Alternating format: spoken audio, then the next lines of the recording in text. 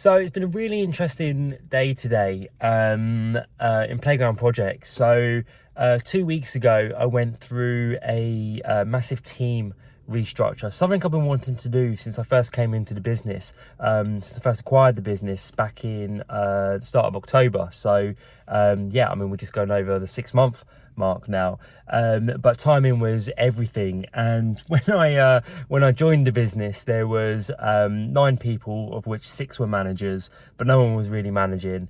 And then fast forward 6 months, basically those 6 managers were gradually moved into different roles, and we had one that was let go due to gross misconduct, but I've promoted 2 into the role of manager. So we now have 2 managers. We have a sales manager and we have a project manager who manages all of our like installations, our projects, everything really.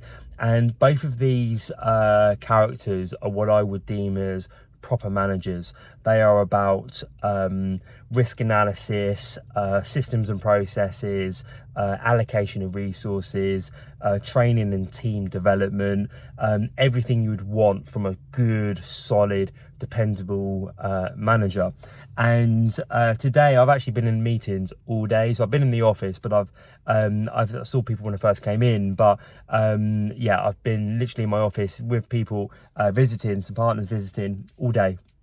And our sales manager had taken over our conference room, and he was basically running a sales training day and putting a bit of a plan of action in for our sales as we moved into the summer months, which is typically the quieter time of the year when you service primary schools, because obviously the school summer holidays, everywhere shuts down, so it can be quite barren for sort of 3, maybe even sort of 3.5 months. And he'd done so well. Like, he'd put out this email agenda last week. He's told everybody to arrive early because he was getting breakfast in. There was, on the sales WhatsApp group we have a couple of different WhatsApp groups. He put out, it's about 8:30 this morning, breakfast is upstairs, guys, come and get stuck in. And none of this had come from me. Like, my only role in any of this was identifying and deciding that he's the guy for sales manager. This has all come from him. And it's now what's the time now? It's now 6:30, and I'm just driving home, and I've just spent the last hour on the phone with him asking how's the day been, tell me all about it. I've had no involvement whatsoever, and I mean, what was coming back was just phenomenal, really. Like, the level of engagement that the sales team have had. So there's 3 people plus the sales manager, and managing salespeople is not an easy task at the best of times. We've got some experienced guys in there, been doing this for a long time, and the sales manager is, he's 29 years old. Well, actually he's going to be 29 in about 5 weeks, so he's 28. So you've got some different sort of dynamics there. And from what he said, the level of engagement, what was actually coming out from that meeting, and some of the initiatives they have already come up with, they forecasted our sales pipeline with deal probability, and he reckons we've got just over 250,000 of deals due to close in the next couple of months, with a 90% plus chance of actually closing. They've identified, we've got some new suppliers we're working with, and I've identified sort of the top 10 products that we can use as part of a promotional campaign to really make sure we're filling up our pipeline as much as we can to see us through the summer months and to thrive through the summer months. He had our project manager, the guy who is managing all the installs, in on the meeting in the afternoon, talking through these product range, and they've top 10 products. And they've chosen products where there's really fast turnaround. So, high turnover is 2 to 3 days to install them, rather than being like 2 to 3 weeks, which can be the case with some of our larger projects, and where we have to allocate, a lot of cost, a lot of resource, tie up a lot of time to see these projects through, which are great. But it's all about balancing risk and balancing, it's all about risk management. And all of this had come off his own initiative. And same with the project manager. Like, they had sat down, they had preempted a lot of this, they had put the planning in. I mean, these guys have only stepped into this role 2 weeks ago. And like, seriously, from my side, all I've done was I rolled out the restructure. I made it perfectly clear to everybody that this was how things had been, but this was how things were moving forward. This point forward, there would be 2 managers. These are their respective roles. This is how everybody fits into this. This is what's expected, etc., etc. I spent the day of doing that one-to-one with people, just over about 2.5 weeks ago now. And I pretty much got out of their way, and I'm just absolutely blown away by what these guys have done, these 2 managers. And I just know it's just the beginning, and there's a real lesson here. There's a couple of lessons. One is that, you know, when you're going in and you're acquiring companies, it can be easy to get really stuck in and to be the one leading these sales meetings, which is a role I had to play over the last sort of 6 months, but always knew that that wasn't where I wanted to, like, get stuck in the business, you know. And actually taking the time to identify the right people, to nurture them before they stepped into their roles, and then to really back them up. So there's a few things I've done very sort of like passively, but made it quite clear to everybody, well, on sort of WhatsApp and a couple of emails, like these guys have my backing. Like, I'm here, like, I'm here for everyone, I'm supporting them, but, you know, these guys, you know, what they say, I'm backing. And I have the faith and trust that you know, they are saying and doing the right things, because actually we're talking about it prior to them rolling them out. I knew the sales meeting was happening today. I knew there was agenda. I didn't know the details of it, but I had every faith and confidence in the sales manager that it would be credible, because I've spent the last 6 months building that relationship, really learning about him, about understanding him, understanding kind of where he's at, and just felt that, yeah, I don't need to know every single detail. It's nice as a business owner to know as many details as you can, but the reality is, as you do get bigger, as you do scale, you just don't have the capacity, and you can't quite know every single detail. But having that faith and trust that there are good people here that are being put, or have been put in the right seats, and can start to drive the business forward. This is where it gets really exciting, because I sort of think about this, and assuming that they stay on track, and assuming that I help to keep them on track, and I support them in every way I can. You know, fast forward 3 months, what does the business look like? Fast forward 6 months, what does the business look like? Fast forward 12 months, what does the trajectory look like? And it's one of those things where, you know, some people think that, you know, management, someone with a manager title, you know, can step in, or, oh yeah, they've expressed interest in management, or the worst one is they're fantastic at doing sales, which automatically people assume they'll be a great sales manager, which was kind of the case we had before.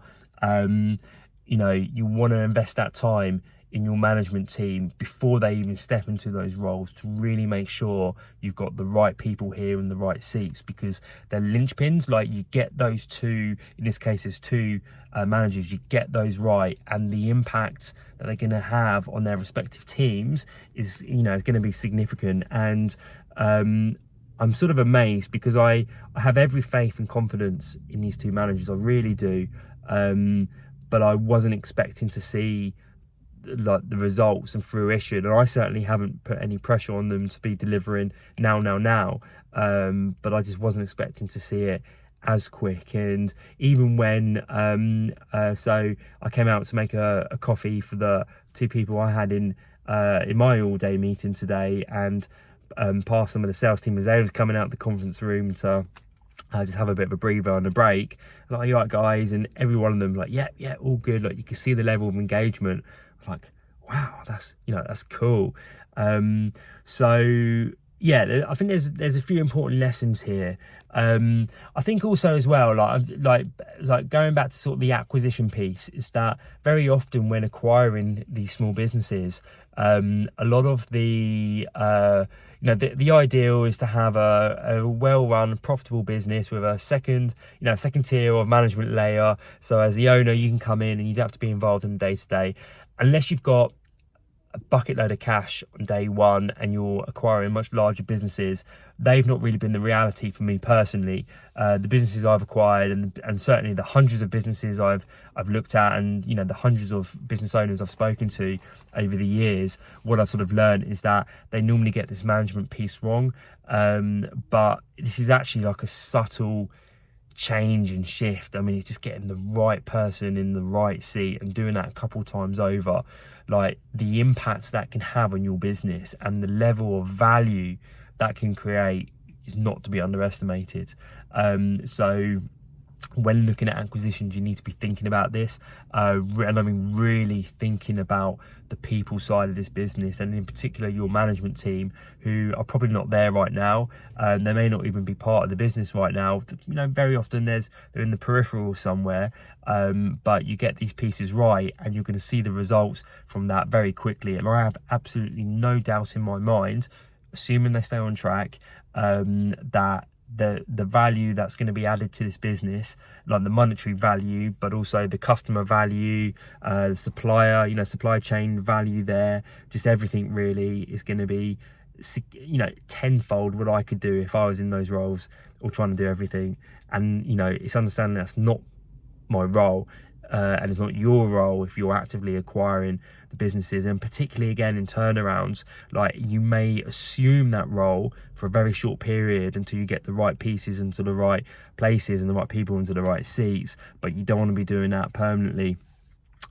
Like before Christmas, I nearly, you know, wanted to roll out a new sales process, a new sales system, and I really had to pull myself back and be like, wrong. It's not because I was asking, how do I do this, like in terms of how do I like roll out this CRM, is this the right one for us? And then I recognise, like, come on, you know better than this. It's not how, it's who. It's who are you going to get to do this, who's going to be a better person to do this than you. And just, you know, fast forward sort of 4 months later, and yeah, I'm absolutely buzzing, as you can probably tell, because I'm sort of really like hammering home on this point, but this is so important.